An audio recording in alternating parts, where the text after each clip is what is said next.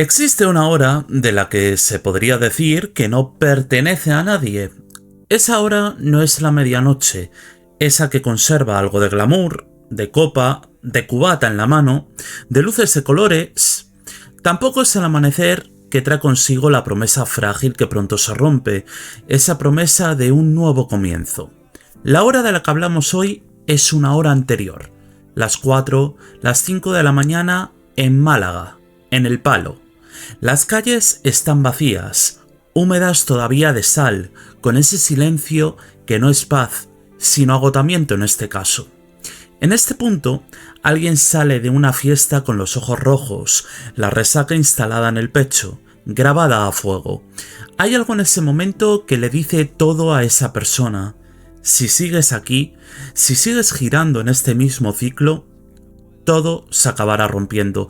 La madrugada es eso. Eso es lo que De La Osa quiso capturar hace un año con su segundo disco de estudio, publicado el 20 de marzo de 2025.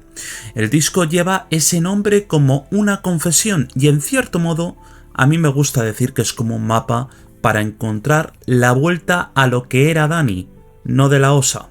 Son 17 canciones que son prácticamente producidas por Bigla y que tratan el recorrido de un hombre que ha llegado al fondo de la noche y que todavía no sabe si hay algo al otro lado, pero que ha decidido cruzar el umbral pese al misterio que aguarda. A ese otro lado no hay garantías de ningún tipo, no hay un final feliz cosido en los créditos, nadie asegura nada, solo ese tramo oscuro, ese momento en el que todavía Dani veía tras de sí la sombra acechándole, pero donde él empezaba a decir que no podía seguir de la misma manera. Hoy en Surcos y Huellas vamos a desgranar la madrugada de La Osa. Llevo 60 días limpio, tacho en el calendario otra fecha y me reafirmo, este 1 de enero luce distinto. Cerré esos episodios, empieza la nueva season, saber dónde no quiero volver es suficiente info. Daniel Martínez de La Osa Romero nació en El Palo el 23 de junio de 1993. El Palo es un barrio costero en el extremo este de Málaga, España, con identidad propia, con playa y con la sensación de pertenecer a algo, aunque el mundo no siempre lo reconozca. Creció ahí, pero como él mismo decía en canciones antiguas, en su barrio nadie oía rap, solo había reggaetón. Más allá de este guiño que he hecho, se debe hablar de que el hip hop que llegaba de fuera le ponía el foco en una sola cosa. Mientras tanto, la herencia cultural de su padre, el cual es pintor, hacía mella en él. Le ponía jazz y blues, le metía a Bukowski y Hemingway en la cabeza desde pequeño. Cosas muy, pero que muy positivas. Empezó a rapear a los 12 años, a los 17 ya tenía maquetas circulando con el nombre de Soap, de ahí que le llamen Sopas. A los 20 y pocos ya era De La Osa, ya era ese apellido transformado en estandarte, en identidad, en proyecto para aquel presente y para el futuro. Lo que vino después fue un ascenso constante, discreto al principio y luego vertiginoso. En 2019, La Placita lo puso en el mapa de manera definitiva. En 2022, canciones como Veneno lo consolidaron como uno de los nombres más importantes del panorama urbano español, con más de 120 millones de streams cada una de ellas en Spotify. En fin, las giras internacionales, los festivales, el dinero, la visibilidad, la fama, todo eso llegó. Y con todo eso llegó también lo que nadie cuenta en las canciones de éxito, lo que existe detrás del escenario. Pero antes de hablar de la caída hay que entender por qué el suelo ya estaba agrietado desde mucho antes, claro. Hay un punto que él mismo considera clave para todo esto. De La Osa perdió a su madre siendo adolescente, un cáncer.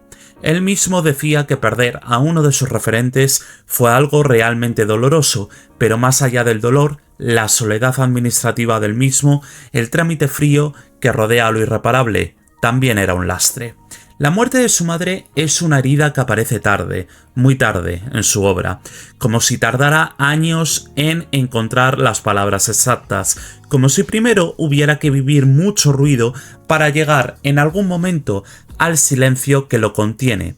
Lo que vino durante años fue precisamente eso: fiestas, giras, ruido, consumo nocivo, la adrenalina del directo multiplicada por la del after, y la del after por la de que lo que sea que te mantiene despierto hasta que ya no importa qué hora es. Él mismo ha dicho que el dinero puede ser una bendición o puede matarte, depende de dónde vengas y de la relación que hayas tenido con él. Cuando empiezas a tenerlo de verdad, cuando apareces en una zona VIP y todo el mundo quiere hacerse una foto contigo, eso también es un tipo de adicción. Tiene nombre, tiene circuito de recompensa, tiene mecánica adictiva, es otra forma de colocarse. De la Osa se colocó de muchas maneras durante mucho tiempo y hace una cosa que a mí me parece más que correcta. No lo esconde, al contrario, lo ha narrado con una honestidad brutal en distintos espacios. El consumo como gestión de emociones, como forma de no sentir lo que habría que sentir, como refugio que empieza siendo cómodo y termina siendo una celda. Es la falsa sensación de libertad que él mismo describe, esa ilusión de que cuando tienes dinero puedes hacer lo que quieras, cuando en realidad estás cada vez más atrapado en un loop del que no sabes cómo salir. En octubre de 2023 se ingresó en un centro de rehabilitación en Barcelona, 2 meses sin teléfono móvil, sin llamadas a familiares salvo una vez cada 2 semanas, con horarios de gimnasio, talleres emocionales y terapia grupal cada día. Sin cadenas, sin anillos, sin el personaje. Es como si te desnudaran y te pusieran en medio de un campo y te dijeran: ahora puedes hablar. Cuando salió de Barcelona, empezó un tratamiento ambulatorio en Madrid, de lunes a viernes, de 10 de la mañana a 7 de la tarde. Casi 2 años en total dentro de algún tipo de proceso terapéutico. En el medio de todo esto estaba el disco, prometido como hizo por ejemplo en Patos en la piscina, uno de sus temas. El disco estaba anunciado, pero también demorado porque ni él mismo sabía cómo sacarlo adelante. La Madruga existía desde hacía mucho tiempo. Es un álbum que lleva gestándose y que él no podía terminar porque su vida y el disco eran incompatibles. Se lo ha dicho a sí mismo y lo ha dicho en voz alta. Sin ese cambio vital no habría podido abordar algo así. La Madruga no era un proyecto de estudio, era el resultado de atravesar algo muy real, algo tangible, algo muy jodido. Desde nuestro lado podemos imaginar lo que significa. Escribir sobre el exceso cuando todavía estás en él es complicadísimo. Escribirlo desde fuera, estando limpio, con el cuerpo distinto y la cabeza enfocada en otro estilo de vida, es completamente diferente. Y eso, ya de por sí, es un logro que desencadenó de lo que vamos a hablar ahora, del disco en sí.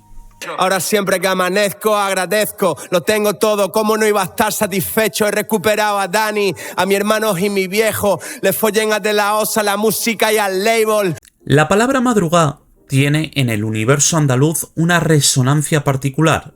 Puede ser perfectamente la que narraba al principio de este vídeo, pero hay otra madrugá, la de la Semana Santa. En Andalucía las procesiones más emblemáticas salen de madrugada, con las calles en silencio, los pasos iluminados por velas, con la música de las bandas y atravesando la oscuridad como algo sacro. La madrugá no es solo el punto más bajo de la noche, es también el mayor momento de devoción en esos casos, el rito que atraviesa la oscuridad para llegar al alba. Pero no te equivoques, en este disco no estamos hablando de ninguna religión, aunque sí de un acto de fe en el mejoramiento personal. De La Osa coge esa doble dimensión y la convierte en arquitectura del disco. La estructura es de viaje, se abre con el sueño, se cierra con el amanecer y entre medio está todo lo demás. La culpa, el orgullo, el miedo, los demonios que, como él escribe, aparecen vestidos de blanco, pero que no los reconoces. La madruga como metáfora funciona porque no romantiza ni el sufrimiento ni la redención. Es simplemente ese tramo, crudo y real, en el que todavía estás en la oscuridad, pero algo empieza a moverse. El tono general del disco recoge precisamente eso. No es un ego trip puro, aunque hay momentos de orgullo y presunción. No es un disco de autoflagelación, aunque hay momentos de vulnerabilidad que para él fue un infierno escribirlos. Es un álbum donde conviven el tipo que presume de cuánto ha logrado y el tipo que sabe que casi lo pierde todo. Y a veces esos dos tipos son el mismo en la misma canción. Esa tensión interna es quizás lo más auténtico de todo este disco. El disco arranca con el tema Un gran sueño, y esa decisión lo dice todo sobre las intenciones del proyecto. La canción la abre Tijeritas, un cantador malagueño con una historia que, fijaros lo que os digo, yo creo que merece incluso su vídeo propio.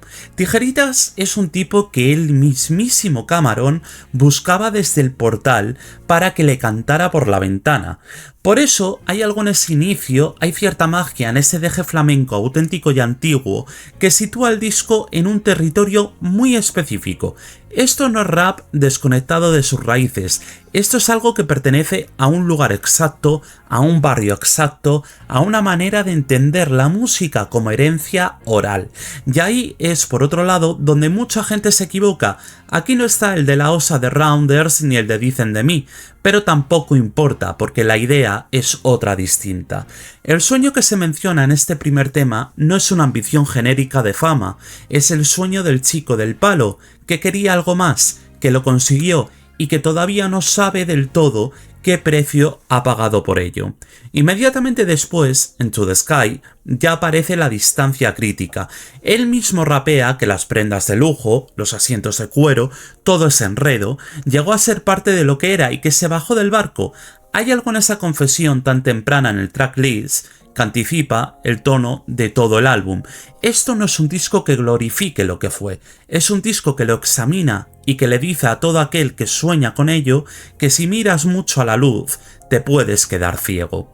La barra del bar es una canción que personalmente no me gusta mucho, pero que tiene su miga conceptual. Sí hay una imagen que sintetiza el refugio del exceso, es esa, la barra como confesionario y como trinchera al mismo tiempo, el lugar donde se anestesia lo que no se quiere sentir, donde la conversación con el alcohol reemplaza a la conversación con uno mismo. No hay aquí un juicio explícito de valores, no hay una moraleja per se, simplemente está la noche, la barra, la sensación de que llevas tanto tiempo aquí que ya casi no recuerdas por qué empezaste a venir. La canción conecta directamente con lo que él ha explicado en entrevistas. El consumo no comienza por el placer en sí, sino que comienza en cierta parte por el dolor. Se consume porque hay algo dentro que hay que sanar. La barra del bar no es el problema, es el síntoma, y encima te lo dice alguien que ha currado en uno de ellos. Mariposas Rojas o Limón y Sal funcionan como reverso de eso. Si canciones como Vulnerable con Nicki Nicole es el reconocimiento, estas dos canciones son la incomodidad posterior, la incomodidad de afrontar las consecuencias de lo que has roto. De hecho, mirad, en Mariposas Rojas hay un momento donde habla de sus demonios y del no verlo venir hasta que algo importante se rompe. Esa ceguera voluntaria que tiene el exceso. Puedes pasarte años sin ver lo que estás haciendo a quienes te rodean, hasta que un día ya simplemente no están. La separación, las ganas de huir, la culpa que no se va aunque cambies de ciudad o de hábitos. Pero el golpetazo emocional del disco, evidentemente, está en Estrella. Dicha canción es la dedicada a su madre. Si bien el resto del disco tiene momentos de postureo, de altibajos líricos, de concesiones al mercado, esta canción tiene lo que definiría la palabra emoción y casi que os diría que también puede tener cabida la palabra confesión. Aquí no hay reciclaje de frases anteriores, no hay rima prestada de otro contexto, hay storytelling real, hay emoción que no necesita artificio, hay un estribillo que te alcanza en la parte del pecho donde guardas las cosas que no puedes decirle a nadie. Es la canción donde De La Osa desentierra el duelo que había quedado latente durante muchos años, sepultado debajo de las fiestas, de los estadios, de los estupefacientes y del éxito. Ese duelo no desaparece porque lo ignores, sino que más bien espera. En algún punto de la madrugada, cuando ya no tienes nada que lo tape, aparece eso. porque seguro que a vosotros también os ha ocurrido volviendo un día cualquiera, a las tantas de la noche, de un lugar cualquiera. Estrella es esa aparición, y es también uno de los momentos donde el disco justifica completamente su existencia, y sucede algo muy parecido con Cuánto Falta, con sus sintetizadores minimalistas, donde el foco se dirige directamente hacia su padre. Al final del tema aparece un audio de su progenitor expresando su orgullo por el camino que ha tomado su hijo. Hay algo en esa elección, en poner la voz del padre sin filtros al final de una canción que habla de todo lo que ha costado llegar aquí, que resulta la más poderosa que cualquier estrofa. Es la familia como testigo del regreso de alguna manera, y lo más curioso es que pese a utilizarla en giras anteriores, aquí toma un matiz completamente distinto por lo que significa el disco. Rey y Blin Blin son el otro polo, el orgullo, el ego trip, el yo llegué desde abajo y llegué de verdad. Hay quien puede ver contradicción en esto, y técnicamente la hay. El mismo disco que habla de bajarse del barco de lujo tiene canciones donde se presume de cheques y demás, pero esa tensión no es un error de edición, es el retrato de alguien que todavía está en el proceso, que no ha resuelto del todo el conflicto entre lo que fue y lo que quiere ser, que a veces recae en el personaje, aunque ya sabe que el personaje le hace daño. Eso es La Madruga también, no la transformación completada, sino el proceso a mitad de camino, con sus contradicciones incluso intactas. Pero ojo, hablar de La Madruga sin hablar de la producción de Bigla the Kid sería como describir una película sin mencionar la fotografía, aunque ojo, esto también se ve en muchas ocasiones. En fin, Bigla construye aquí una textura sonora que parece el interior de una ciudad vacía a las 5 de la mañana, y me parece algo jodidísimo de hacer, sinceramente. Si ponéis atención, los bajos son profundos y pausados, los tempos medios, los arreglos tienen esa calidad de farola solitaria en una calle mojada cualquiera. En Cuánto Falta hay una evocadora estampa del atardecer cayendo mientras vas solo por una carretera en pleno verano. Es una producción de reflexión, de conducir solo de vuelta a casa escuchando algo que no sabes si te hace sentir mejor o peor, pero que al menos te hace sentir. ¿Y qué queréis que os diga? Yo creo que con todo lo que os he dicho ya se saca una conclusión clara de lo profundamente personal y sentimental que hay en este disco, y eso a mí ya me parece algo suficiente para justificar su salida. He de decir que me perdí por el camino, pero lo logré. Por fin la noche está acabando, está a punto de amanecer, y el orgullo que siento me eriza la piel, pero por aquí el tiempo sigue siendo nuestro peor juez. Cuando De La Osa entró en el centro de rehabilitación en Barcelona en octubre de 2023, le hicieron quitarse las cadenas y los anillos tal y como os he dicho anteriormente. Cualquiera que viese vídeos como por ejemplo, se me viene a la cabeza, Santo vistiendo de Casablanca, o temas como Ojos Verdes, que aparece vestido de Gucci, sabrá interpretar de primeras este gesto. No le quitan la joyería como protocolo de seguridad, no le quitan la ropa cara y demás como protocolo de seguridad, sino porque no quieren que exista ese personaje, sino la persona que se ha comido a quien lleva eso puesto. Estuvo 2 meses sin internet, sin redes sociales, con talleres de gestión emocional que al principio le parecían una idiotez y que luego reconoció como algo fundamental. Cuando salió fue a Madrid con su amigo Ragio y recuerda, tal y como dice en una maravillosa entrevista que tenéis en El Sentido de la Birra, que haber ido por la calle en aquella ocasión fue como ir por un parque de atracciones y loco de contento podía tomar un café en una terraza, cosa que no había hecho en meses. Antes no he hablado de ella, pero lo quería dejar precisamente para este momento del vídeo.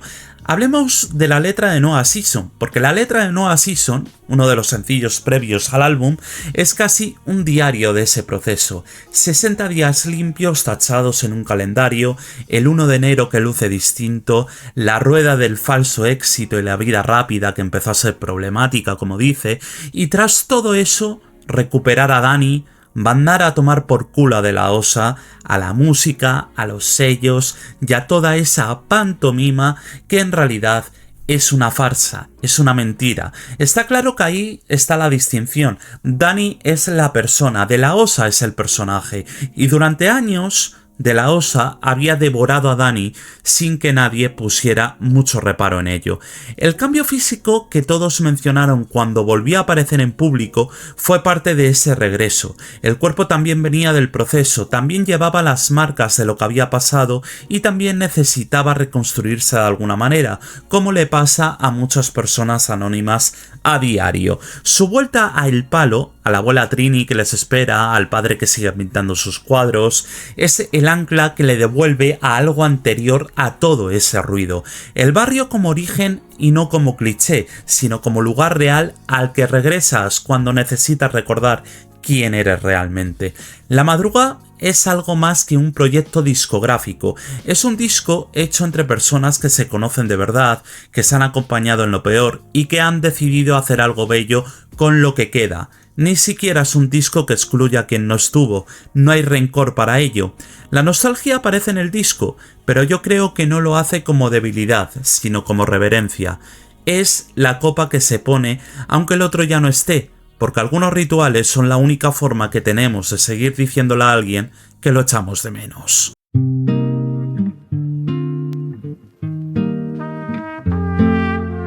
Vamos a ser claros. La Madruga no es la historia de un santo, es la historia de un tipo que durante años no fue bueno consigo mismo y de alguna manera tampoco con los que tenía cerca. Es la historia de un tipo que se perdió en el personaje, que utilizó todo lo que tenía al alcance para no tener que sentir lo que había que sentir y que de alguna manera, en un momento de una noche oscura cualquiera, decidió que había que ponerle solución. El agotamiento le abrió los ojos. El disco no idealiza nada, no idealiza la fama, que aparece como una trampa con buena iluminación, no idealiza los excesos, que se muestran como lo que son, medicación emocional que con el tiempo cuesta más de lo que alivia, no idealiza tampoco la recuperación, que no es un arco narrativo limpio, sino un proceso que está lleno de contradicciones, de recaídas en el personaje, es decir, en De la Osa, de canciones de orgullo que conviven con canciones de culpa en el mismo tracklist. Lo que sí hace es algo más difícil, se cuenta la verdad, o al menos la parte de la verdad que es posible contar cuando llevas 2 meses en un centro sin teléfono, cuando llevas 9 meses marcando calendarios, cuando le dices a un psicólogo que te definas a ti mismo y solo te salen 2 adjetivos, como él mismo dijo. Esa es la verdad del disco, no la verdad de quien ya llegó al amanecer, sino de quien todavía está en la madrugada, caminando con la oscuridad detrás y algo parecido a la luz al frente de él. Podemos imaginar de alguna forma las calles de Málaga a primera hora de una mañana de primavera. El mar todavía está gris, las farolas que empiezan a apagarse, alguien que vuelve a casa por el paseo marítimo del Palo, por la playa El Dedo, sin prisa, porque ya no hay after al que ir, porque ya no hay nada que perseguir esa noche. Ahí ya solo existe el camino de vuelta, existe solo la decisión silenciosa y sin fanfarria alguna de que a partir de ahora cada paso cuenta. Eso es lo que suena en la madrugada. Para quien escucha esto desde fuera y espera el De la Osa más antiguo, de boom bap puro y duro, no va a encontrar nada de eso. Habrá quien diga que se ha vendido, que ahora hace pop, que esto ya no es un perro andaluz. Se le pueden poner 1000 etiquetas, pero yo prefiero ponerle la etiqueta verdad. Eso es lo que me resulta. No hay que haber estado en un centro de rehabilitación para conocer la madrugada propia, el momento en que algo se rompe y hay que decidir qué hacer con los pedazos. Ahí hemos estado todos, en el momento en que el camino que tomabas por inercia deja de ser sostenible y hay que parar, mirar y elegir otra ruta más sana. La madrugada es para Dani ese momento, no del de antes ni del de después, del durante, y en ese durante, aunque estás solo en la oscuridad, hay alguien que ya ha estado ahí y que ha tenido la valentía de contarlo. Tú seguramente tengas tu propia madrugada, por lo que te invito a dejarlo en los comentarios y nos vemos en el siguiente vídeo. ¡Hasta la próxima!